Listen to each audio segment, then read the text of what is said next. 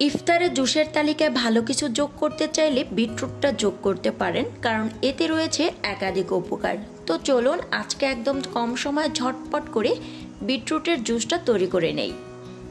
একটা বিটরুটের উপরের আবরণটা ফেলে দিয়ে আমি এভাবে কুচি করে কেটে নিয়েছি। এরপর একটি ব্লেন্ডারের জাগ নিয়ে তাতে নিয়ে নিচ্ছি আর নিয়েছি কয়েকটা পুদিনা পাতা।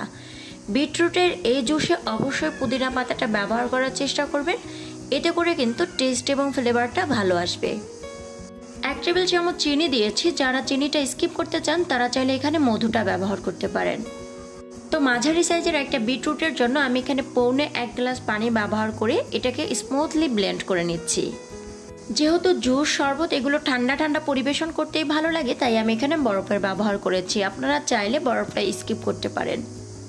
আপনারা দেখছিলেন দিলশাহারাজ ওয়ার্ল্ড। এরকম আরও সুন্দর এবং সহজ সুস্বাদু রেসিপি পেতে আমার চ্যানেলের সাথেই থাকবেন। ভিডিওটি ভালো লাগলে একটি লাইক করবেন এবং চ্যানেলটিতে সাবস্ক্রাইব করে পাশে থাকার আমন্ত্রণ করছি।